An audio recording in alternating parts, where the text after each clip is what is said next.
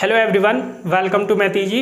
इस लेक्चर में मैं आपको साधारण ब्याज ज्ञात करने के लिए शॉर्ट ट्रिक बताने वाला हूं, जिसमें आप बिना किसी फॉर्मूले के साधारण ब्याज को 5 सेकंड से भी कम में फाइंड कर लोगे। ओके, तो इस ट्रिक को मैं आपको एक क्वेश्चन सॉल्यूशन के जरिए एक्सप्लेन करूंगा, लेकिन उससे पहले आप एक नोट जान लो जो कि इंपॉर्टेंट होता है कि साधारण ब्याज का जो पैसा होता है वो हर साल बराबर मिलता है। ओके, तो ये साधारण ब्याज और चक्रवृद्धि ब्याज में डिफरेंस को बताता है। ओके, तो देखो इस ट्रिक को मैं आपको एक्सप्लेन करता हूँ। इस क्वेश्चन को पढ़ते हैं पहले। इसमें पूछा गया है कि 5,000 रुपये की धनराशि 10% वार्षिक साधारण ब्याज की दर पर 3 वर्ष के लिए उधार दी गई, उसका साधारण ब्याज ज्ञात करो। ओके, तो देखो ध्यान से देखना, बिल्कुल ईजी कैलकुलेशन रहेगी। इसमें आपको करना क्या है, अपनी जो वार्षिक साधारण ब्याज की दर है उसको लेना है। ठीक है ना, तो मैं ले लेता हूँ 10% है यहाँ पर। ठीक है ना, जितनी भी हो, आपको क्या करना है कि इस ब्याज की दर को फ्रैक्शन यानी भिन्न में बदलना है। बदल सकते हैं कैसे?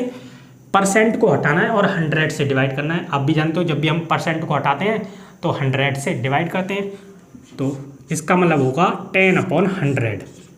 ठीक है ना, परसेंट हटा 100 से डिवाइड करते हैं। ओके, बस आपका आंसर आ गया। करना क्या है अब आपको वो नंबर सोचना है जिससे मैं 100 में मल्टीप्लाई करूं तो मेरा मूलधन बन जाए। ओके, सोचो 100 में मैं कितने से मल्टीप्लाई करूं कि मेरा 5,000 बन जाए, तो क्लियर सी बात है 50 से मल्टीप्लाई कर दो बस।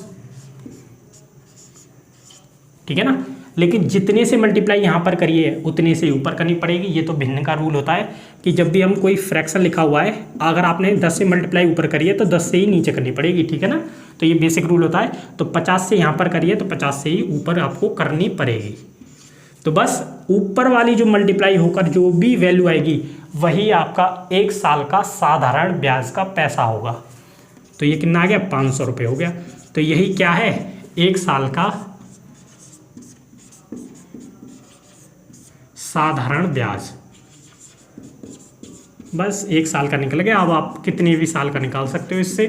मैंने बताया था ना कि साधारण ब्याज का पैसा हर साल पर बराबर मिलता है। आपको कितनी साल का फाइंड करना है? 3 साल का।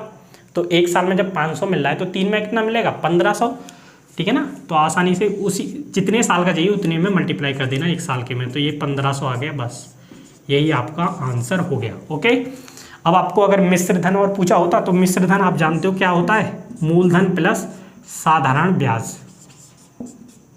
मिश्र धन बराबर होता है मूलधन यानी 5,000 रुपये प्लस साधारण ब्याज यानी 1,500 रुपये, तो ये हो जाएगा 6500 रुपये। यही आपका आंसर हो गया। ओके, तो देखो आसानी से आप कर सकते हो इसमें, बस आपको मल्टीप्लाई करनी है तो इजी कैलकुलेशन रहेगी। अब देखो ये एक स्टेप मैंने फालतू करा था क्योंकि आपको मुझे समझाना था। अब आप जानेंगे तो आपको करना क्या है, अपनी वार्षिक साधारण ब्याज की दर देखनी है, डायरेक्ट उसको वहीं पर कन्वर्ट कर लेना, 10/100 हो जाएगा। ठीक है ना, जैसे यहाँ पर मान लो आपके क्वेश्चन में 8% दी रखी है साधारण ब्याज की दर, तो आपको देखते ही बस 8/100 करना है और सोचना है कि मैं 100 में कितने से मल्टीप्लाई करूँ कि मेरा मूलधन बन जाए। तो जितने से आपको नीचे मल्टीप्लाई करिए उतने से ऊपर कर लेना, तो ऊपर जो मल्टीप्लाई करने के बाद वैल्यू आएगी वही आपका 1 साल का साधारण ब्याज का पैसा होगा। अब जितने साल का पूछा हो 1 साल के में उतने से मल्टीप्लाई कर देना, तो वो आपका टोटल साधारण ब्याज का पैसा मिल जाएगा। ओके, अगर मिश्र धन पूछा हो तो मूलधन में उसको ऐड कर देना, मिश्र धन आपका निकल आएगा। तो ये ट्रिक थी, इसको आप किसी भी क्वेश्चन के सॉल्यूशन के लिए अप्लाई कर सकते हो जिसमें साधारण ब्याज पूछा गया हो। ओके, तो आई होप आपको ये समझ आई होगी। नेक्स्ट वीडियो में नेक्स्ट ट्रिक के साथ मिलते हैं। Thanks for watching.